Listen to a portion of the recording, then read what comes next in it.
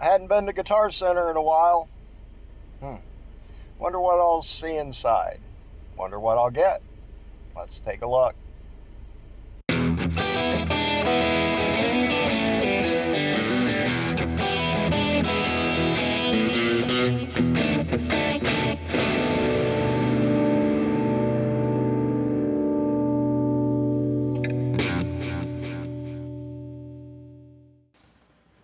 Howdy folks, thank you for clicking on the video. Welcome to the channel. I appreciate you stopping by, spending a little time out of your day to watch my humble little channel.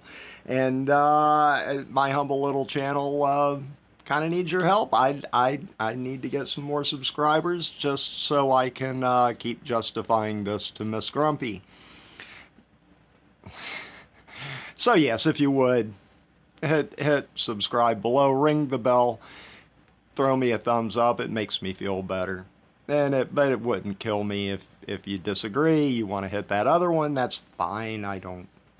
But more importantly, comment, tell me what you think. So now that that's out of the way, as you could see, yes, I made another trip to Guitar Center because, well, I just can't have money sitting in my pocket. What good is that? It's just stupid little green pieces of paper, right? But I kind of let go of some items that I wasn't using, had a little money in my pocket, and I had decided on a particular guitar. In fact, I was 100% sure when I walked in that was the guitar I was going to buy. No, I didn't. See, I tend to get distracted by shiny things, and in this case it was kind of a shinier thing that came in the form of a used guitar. Yes, because actually I started looking at the guitar I was thinking about, and then noticed another new guitar that is a little less expensive, a little, you know, I can save some money, and it would have served my purpose as well too. So then I'm trying to decide between those two, and it got worse because I think there were probably 4 or 5 guitars by the time I walked over and just started looking at the used guitars, and that's when I saw it. It was a guitar from a company that I've been very curious about. It certainly has been on my my radar. But I've never actually been able to get my hands on one because Guitar Center doesn't sell them, new at least. And well, Guitar Center is all I've got. They had this guitar. It was something I've been curious about, and this particular one was even a little bit more special. And that'll become apparent in just a second when I show you the guitar. But I did want to say that even though it was used, the real selling point on it, or one of the big ones, was the fact that it's near mint condition. This thing could have been hung up as a brand new guitar and you'd never know the difference. So all that, and I sat there real quick. I went on my phone, I went Google, I went to see what these things sold for new. The price used I thought was fair. So what is it? Get to it, Grumpy. Tell us what it is. Well, it's a gorgeous, beautiful guitar. I'm going to show it to you right now. It's a Reverend double agent. And not just any Reverend double agent, because this guitar is 3 years old. It's from 2017, which happened to be their 20th anniversary year. And yes, indeed, friends, this is a 20th anniversary limited edition double agent W. Why W? Because it has a Wilkinson trim on it. I found out that's what the W is about. So look at this. Oh, would you look at this guitar? Wow. And yeah, and the flame maple veneer on top is absolutely beautiful, and it is a veneer. It's not like it's a cap. I don't see how it could possibly be any kind of a cap, just looking at the lines where the binding is. Pretty sure it's just a veneer, but that's okay. But there's some really cool stuff about this guitar that I'll get into here in just a moment. But before I do, You probably see it sitting behind me. As I was buying the guitar, that's when I found out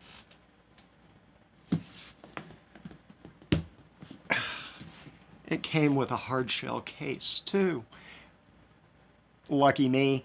I was getting ready to buy a gig bag for it, and sure enough, turns out there was a case with it. So even better, and that's really the main reason why I wanted to point this case. Actually, two reasons I wanted to point out this case. I went on the Reverend website to check out some other things, and happened to notice that they sell these cases, and they're over $200. These are not cheap cases. So I lucked out. I'm really happy about that. But even better, inside the case, it was a pleasant surprise to see that it came with a lot of the original stuff, the hangers that were on the guitar. Let's see, what does it say? Spoiler alert. You'll never stand out if you're trying to fit in, and I agree with that wholeheartedly. And it's got all the Allen keys, Allen wrenches, keys, whatever, that you'll ever need for the guitar. But even better, and a Reverend pick. So that's cool. But it also has some stuff from the store where the guitar was bought originally. And apparently that was at a place called Russo Music. And I did a little search and found out they are in New Jersey. So if you're in the New Jersey area, I can tell you it looks like they sell quality stuff. Support your local instrument music store. Go check these people out. If I ever make it to New Jersey, I will. And a little card, a little thank you card from Russo Music that, well, if this were still 2017, I could get 15% off my next purchase. So just cool that a lot of this stuff is still in the case. And again, I can tell you the guitar is practically mint. To the point, even the, I don't know if I said it before, I'll say it again if I forgot. The protective film is still on the tremolo cavity cover here. It's starting to peel off a little bit, but it's still there. So this thing is just, I am so happy I found it. And well, tell you what. Let me real quick just go through some of the things, some of the features, the materials it was made out of. We'll do that here real quick. All right, going to go through this real fast. Carina. The body is Carina. At first I thought possibly mahogany. No, it's Carina. I said before, flame maple veneer top. I don't know that this is actual aluminum. It kind of has a brushed aluminum sort of look to it, but it could very well be plastic. I don't really know. Pickups are a rail-hammered humbucker in the bridge and a P90 in the neck. 3-position switch, 3 control knobs, one being volume.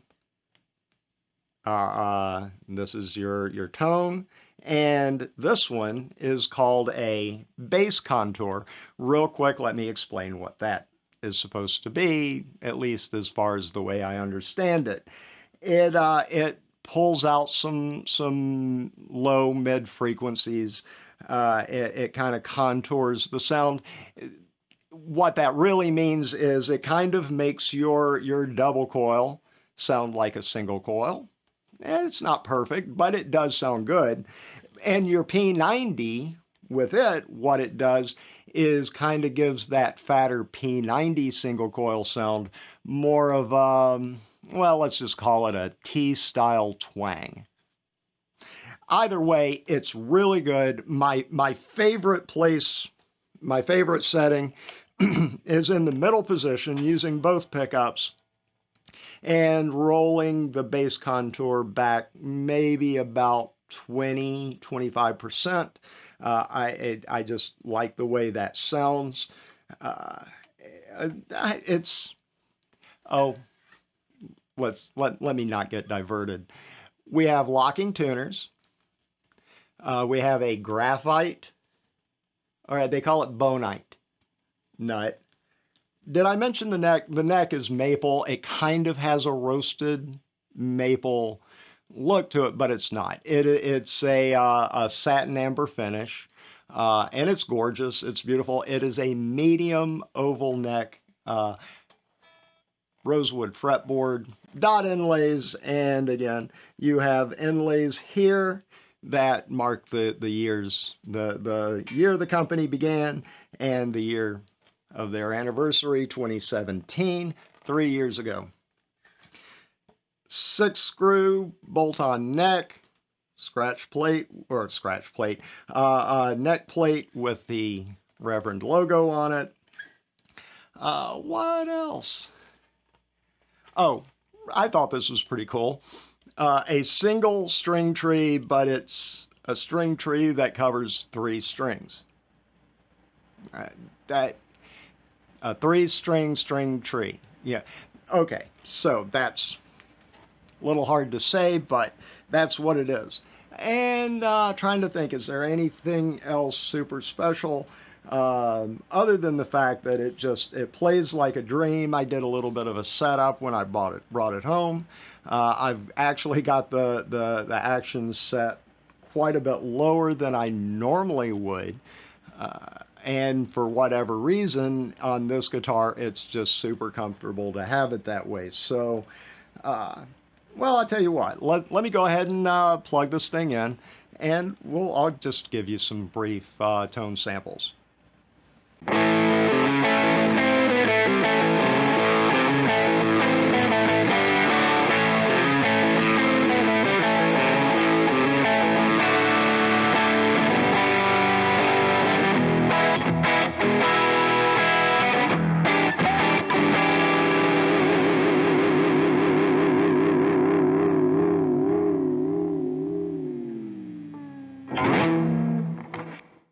All right. Before I go any further, let me just first tell you what I'm playing through here. I've got the Marshall Origin 50 head hooked into the Harley Benton Vintage 212. That's 2 vintage Celestian Vintage 30 speakers in the 212. Pedal board, I'm using a Keeley compressor. I generally, for me, that's an always on pedal, though I generally don't get too radical with it. I just add a little bit of compression to the signal. I have my full tone, full drive 3 overdrive, possibly my favorite overdrive of the ones that I own. And for reverb, I'm using the Digitech Polara. Yes, there are better reverbs, but this is the one I've got, and it works pretty good. Just a little bit of reverb on the signal. So there you go. That's what I'm playing through. I don't think there's anything of importance, so I'll just get on to it. I'm going to go ahead and turn the overdrive off, put it in the bridge position. All the tone and bass contour controls are wide open.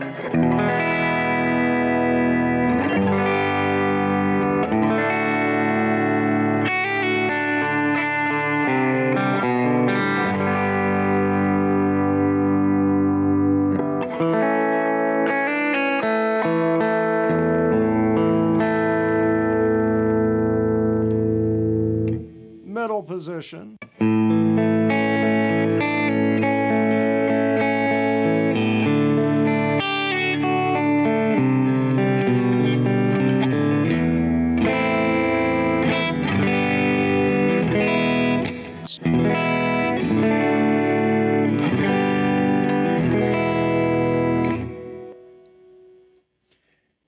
And in the P90 on the neck.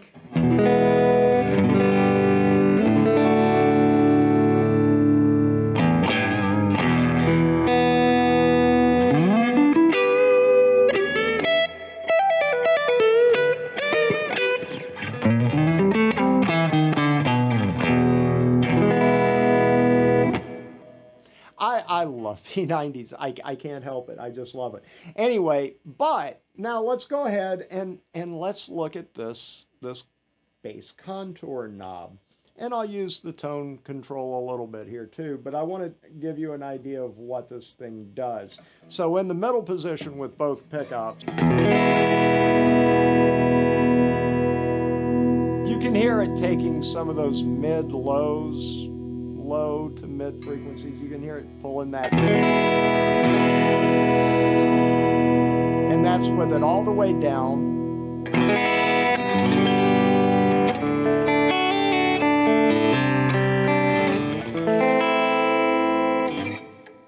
In the bridge position.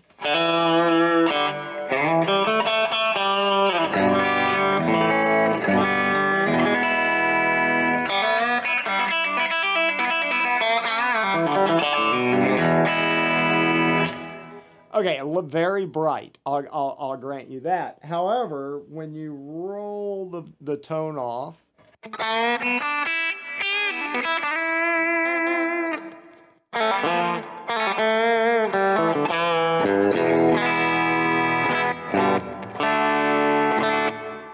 it kind of, to me, it kind of gets a very telly, oh, I'm sorry, T-style sound. And then when you move over to the neck, especially in the P90,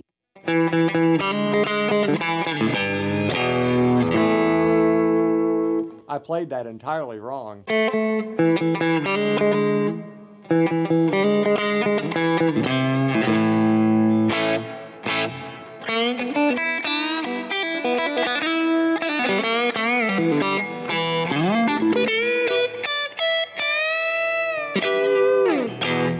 Okay, so, I mean, no, you're never going to mistake that for a single coil like Tele neck pickup, but it does kind of come close to my ear. I mean, it really, it does. And in the bridge position,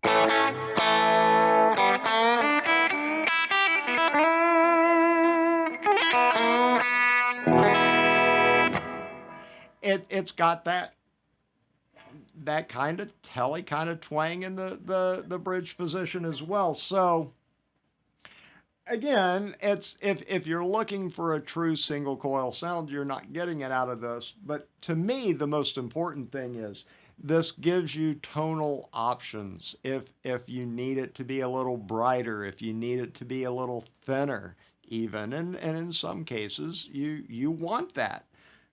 If you want it thicker, you open this thing wide up and you can play with your tone control. But again, it's all about having options and you know, being able to dial in the right tone that you want. So I'm not going to drag this out any longer. I think you get the idea. This is a fantastic guitar. I can't believe how fortunate I am that nobody snagged this thing up before I did. Uh, and I'll say, I think I said it at the beginning of the video. This quite possibly may end up being my #1 go-to guitar for the foreseeable future. I like it that much. And I'll certainly be looking at more Reverends in the future. And by the way, if anybody at the company, at the Reverend Guitar Company, happens to see this video, I encourage, please reach out to me. I'm not asking you for any free gear. I know my place. I'm this little tiny channel that's not really going to be of any good benefit to you, but I would actually like to talk to some of the people there, or at least have some communication with them, because I love it. Just judging from this guitar, I love what you do. I'm very impressed. I encourage anybody that has the ability to get their hands on a Reverend If their other guitars are as good as this one, you should buy it. It's not necessary. It's not what I would call a budget guitar, because it's a little more. It's certainly not in the Harley Benton range. It's higher than that, but for around the $1,000 range. And oh, I did not mention. It just occurred to me. One thing I haven't mentioned. This guitar was made in Korea. All right, it is not an American. Reverend is an American company, but apparently the guitars, at least this one, was made in Korea. Uh, but that said, this is every bit as good of a guitar as any US made Fender that I have ever played in my life, possibly even better. So, again, thanks to the fine folks at Reverend for making this guitar. Thanks to whoever it was who bought this guitar and decided to let go of it, and however Guitar Center ended up with it. Thank you to you too, because I'm so glad I had the opportunity to buy it. And I certainly will be looking at other Reverend models because, again, I'm super impressed. So I'm going to cut it off there. Again, I'll just one more time, just humbly ask if you'll hit that button. You know the one I'm talking about. Uh, and all the other stuff, please comment. If you've had a bad experience with a Reverend guitar, I'd love to hear about it. I want to know. I want to be fully informed. So, all that said, I think the only thing left to say is let's be good. Let's all just be good. Take care.